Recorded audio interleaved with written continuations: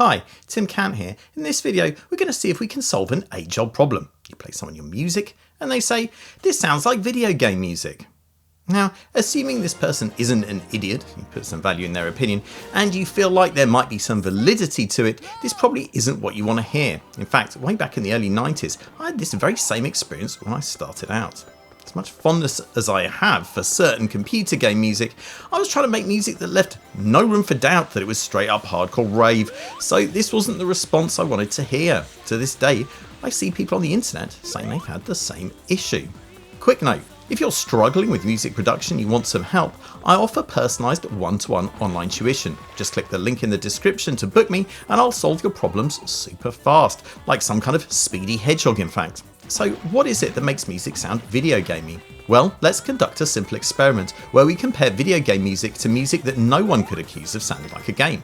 First we're going to listen to Robert Topola's Geometry Dash menu theme, and then we're going to listen to Love TKO by Teddy Pendergrass. Now, you might be thinking, this isn't really a fair comparison. Robert Topola is a game developer, not producer, and Teddy Pendergrass was a popular and influential musician. Well, I'm certainly not here to criticise Robert Topola's music, and in fact the Geometry Dash soundtrack is enormously popular and even critically acclaimed. However, it's very much video game music, and I'll suggest that without the game backing it up, it wouldn't be so beloved. So let's listen.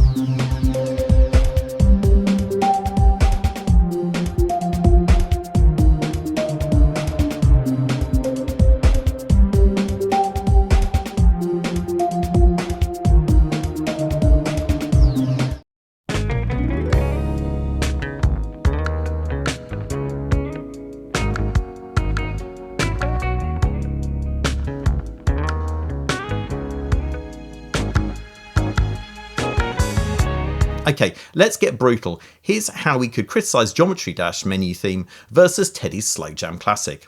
The music itself is simplistic, bordering on naive, and it's repetitive. This makes it sound like it's for kids. The sound selection is pretty basic. Everything sounds like it came out of a not particularly exciting rompler. This makes it sound cheap. Everything is pretty straight. There's a little touch of funkiness in the drums, but for the most part this is pretty grooveless and there isn't even a bass line, which is something that can make music sound less full than it could be. The mix is not punchy or full sounding, and again this makes it sound kind of cheap. Perhaps most important of all, stylistically this isn't really one thing or another. We've got vaguely hip-hop drums over bleepy bloopy synth and strings. It doesn't really sit in any kind of recognisable genre. This all adds up to a piece of music that does its job as background music for a menu, but definitely has that video game feel. You'll notice that none of these claims can be levelled at Love TKO, which has the advantage of being recorded on real instruments, played by experienced musicians, in a recording studio, overseen by a producer who really knew what they were doing.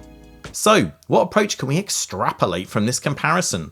Making music that doesn't sound like a particular genre will make it sound generic and video gamey. Maybe you've single-handedly invented an exciting new genre, but frankly I doubt it, and if you're a relative newcomer to production, you probably want to learn the rules of genres before you start trying to break them. If you're trying to make any type of popular music that's downstream of blues, so basically all styles of popular music, having some kind of swing and syncopation in there, and just generally a solid sounding interaction between beats and bass will work wonders.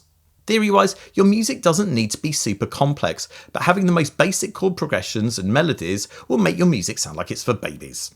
Choosing good sounds and processing them appropriately is a huge part of the battle. If this is something you're struggling with, do some work listening to the genre you want to create and get familiar with the sounds and where they come from.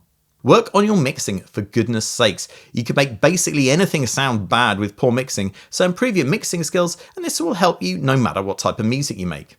So there you go, 5 ways to make your music sound like it's for sexy grown-ups and not stupid babies. Remember, if you need help making music, hit me up on the link and book a sesh, and we'll solve all your production problems in a flash. Until next time, please like and subscribe, and I'll see you later.